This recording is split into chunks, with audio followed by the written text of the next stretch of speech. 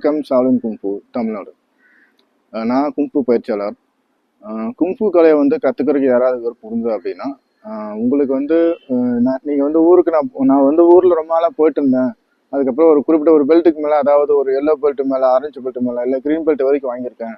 அதுக்கப்புறம் தொடர்ந்து என்னால் குங்ஃபு பண்ண முடியல அப்படின்னு யாராவது இருந்தீங்க அப்படின்னா, ஒருவேளை குங்ஃபு கலையில் யாராவது ஓரளவுக்கு ட்ராவல் பண்ணி திரும்ப நீங்கள் கற்றுக்க முடியாமல் அப்படியே ஸ்டாப் பண்ணிவிட்டு நீங்கள் இப்போ உங்களை நார்மல் லைஃப் வாழ்ந்துட்டு இருந்தீங்க அப்படின்னா இந்த வீடியோவை ஃபாலோ பண்ணுங்கள். நான் வந்து ஓரளவுக்கு உங்களுக்கு ஆர்வம் இருந்தால் நான் சொல்லிக் கொடுக்குற இந்த விஷயத்தை பார்த்து நீங்கள் கூட கற்றுக்கலாம். இதுக்கு வந்து போதிய அளவு நீங்கள் இதுக்கு முன்னாடி குங்ஃபு போயிருந்தால் உங்கள் மாஸ்டர் சொல்லி கொடுத்துருப்பாங்க ஒரு சில விஷயங்கள். அதை அப்படியே ஃபாலோ பண்ணிக்கோங்க. அதாவது உடற்பயிற்சி பண்ணணும், எக்ஸசைஸ் பண்ணணும், வார்மப்லாம் பண்ணணும். நல்லா வார்மப்பு எக்ஸசைஸில் கரெக்டாக கண்டினியூ பண்ணிகிட்டே இருக்கேன். அது தொடர்ந்து வந்து ஃபஸ்ட்டு வந்து கிக் பண்ணுறது அப்படின்றத நான் சொல்லிக் கொடுக்குறேன். கிக் பண்ணுறதுக்கு முன்னாடி எப்பவுமே ஃபோர்ஸ் ஆன்சரை வந்து இந்த மாதிரி உட்காந்துக்கணும். நான் நிறைய வீடியோவில் சொல்லியிருக்கேன். கம்பல்சரி இது உட்காந்து நல்லா ப்ராக்டிஸ், ஓரளவுக்கு நல்லா உட்காந்து ப்ராக்டிஸ் பண்ணிக்கோங்க. நீங்கள் இப்படி உட்கார போது என்னாகுன்னா இந்த நீஸ் வந்து ரொம்ப ஸ்ட்ராங் ஆகிடும். அதாவது இந்த முட்டையில் முனங்காலில் வந்து இந்த முனங்கால் வந்து பார்த்தீங்கன்னா ஜவ்வுன்னு ஒன்று இருக்கு இல்லையா, அந்த ஜாயின் பகுதி அது வந்து ரொம்ப ஸ்ட்ராங் ஆகிடும். ஸ்ட்ராங் பண்ணதுக்கப்புறம் அப்புறமா எழுந்திரிச்சு நீங்கள் வந்து கிக் பண்ணலாம். நீங்கள் எவ்வளோ பவராக கிக் பண்ணாலும் உங்கள் முனங்கால் வந்து ரொம்ப பாதுகாப்பாக இருக்கும், சேஃப்டியாக இருக்கும். ஓகேவா? புதுசாக கற்றுக்க போகிறவங்களா இருந்தாலும் இதை ஃபாலோ பண்ணுங்க. ஃபஸ்ட்டு கிக் பண்ணுறதுக்கு முன்னாடி ஸ்டாண்டிங் கிக்னு ஒன்று சொல்லுவோம் குங்ஃபுல.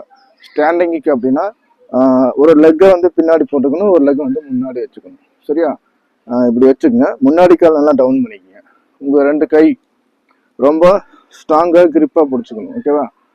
நீங்கள் ஃபஸ்ட்டு கிக்கை வந்து ஃப்ரண்ட் கிக் பண்ணி பழகுங்க, ரொம்ப ஈஸியாக இருக்கும். ஃப்ரண்ட் கிக் அப்படின்றது பார்த்தீங்கன்னா மூவ் பண்ணி, அதாவது ஸ்ட்ரென்த் பண்ணி நம்மளுடைய கிப்பு வந்து ரொம்ப ஸ்ட்ராங்காக வச்சுக்கணும். மூவ் பண்ணி ஃபஸ்ட்டு இப்படி ஃப்ரண்ட்டை தூக்கி நிறுத்தி பாருங்கள். அதுக்கப்புறம் எவ்வளோ தூக்கம் வந்து நீங்கள் ஃப்ரண்ட்டில் அடிச்சு பார்க்க முடியுமோ அதில் அடிச்சு பார்க்கலாம். ஓகே, இதான் ஃப்ரண்ட் கிக். ஓகே, இப்போ இந்த கிக்கு வந்து ஹைட்டாக தான் அடிக்கணுன்றலாம் அவசியம் கிடையாது. உங்களுக்கு எந்த அளவுக்கு கிக்கு வருமோ அந்த அளவுக்கு நீங்கள் அடிச்சு பழகலாம். ஏன்னா லோ கிக்கு நீங்கள் பண்ணும்போது என்ன ஆகுன்னா ஃப்ரண்ட் கிக்கோட பொசிஷன் வந்து உங்களுக்கு ரொம்ப ஈஸியாகவே கற்றுக்கலாம். அப்புறம் ஓரளவுக்கு நீங்கள் லோ கிக்கில் நல்லா அடிச்சு பழகிட்டீங்க அப்படின்னா, உதாரணத்துக்கு பாருங்கள், 1 கிக் 2 1. ஓகே, இப்போ நான் சைடாக பண்ணுறேன் பாருங்க. ரெடி? 1 2 3. இது வந்து லோ கிக். இதை வந்து நல்லா ரெகுலராக ஃப்ரண்ட் ஸ்டார்ட் 1. ஓகே, இப்படி ஃப்ரண்ட் கிக்கு டச் பண்ணி போடுங்க. இது நீங்கள் பண்ண முடியுது அப்படின்னா இதே கிக்கை வந்து கொஞ்சம் ஹைட்டு பண்ணி அப்படி பாருங்க.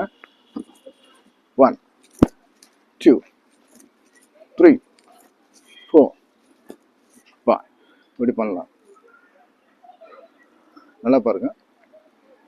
ஒரு லெக்கை பின்னாடி போட்டுக்கணும், ஃப்ரண்ட்டில் நல்லா கை வச்சுக்கணும், நல்லா டைட் பண்ணிக்கணும். இதை வந்து கை தொங்க போட்டு பண்ணீங்க அப்படின்னா உங்களுக்கு போதிய அளவு பேலன்ஸ் கிடைக்காது. சரியா? டைட் பண்ணிக்கணும். ஃபர்ஸ்ட் 1 2. இந்த கிக் பண்ணும்போது இந்த பாடியை கிராஸ் பண்ணி கிக் அடிக்கக்கூடாது, அதாவது பலம் குறைஞ்சிடும். அதனால் கிக் பண்ணும்போது பாடி நேராக இருக்கும். ஓகே, பாருங்க. 1 2 3 அப்படி. ஓகேவா? இப்படி பார்த்தீங்களா? இப்படி தினமும் ப்ராக்டிஸ் பண்ணி பாருங்கள். நின்ற இடத்துலையே பண்ணலாம். இந்த கிக்கு ப்ராக்டிஸ் பண்ணுறதுக்கு நீங்கள் வந்து கிரவுண்டுக்கு தான் போகணும், நமக்கு மொட்டை மாடியில் கூட பண்ணலாமே அப்படின்லாம் யோசிக்காதீங்க. இருக்கிற இடத்துல நீங்கள் தூங்கி எந்திரிக்கிற இடத்துல கூட இதை வந்து நீங்கள் ப்ராக்டிஸ் பண்ணலாம். அதாவது நின்ற இடத்துலையே பண்ணக்கூடியதான் இந்த கிக் ப்ராக்டிஸ். இதுலேயே தான் வந்து front kick, second kick, third kick அப்படின்னு ஒரு கிக்கு போகும்.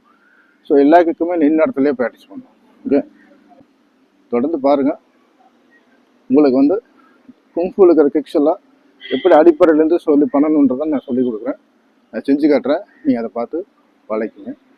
இன்றைக்கி நம்ம பண்ணதை வந்து பார்த்தா ஸ்டாண்டிங் கிக். ஓகே, ஸ்டாண்டிங் நின்று ஒரு கிக்கு மட்டும் எடுத்து அந்த ஒரு கிக்கை அதாவது low kick and middle level kick, இந்த ரெண்டு பொசிஷன்லையும் ப்ராக்டிஸ் பண்ணுறோம். லோ கிக் அப்படின்றது கொஞ்சம் இறக்கி அடிக்கணும், மிடில் லெவல் கிக் அப்படின்றத நல்லா பாருங்க.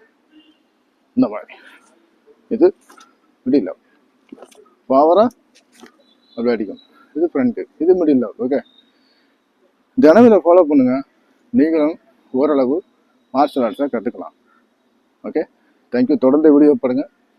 என் வீடியோக்கு சப்போர்ட் பண்ணி சப்ஸ்கிரைப் பண்ணிங்க அப்படின்னா நான் போடுற எல்லா வீடியோஸுமே உங்களுக்கு ரொம்ப டக்குன்னு லைவாக வந்துடும்.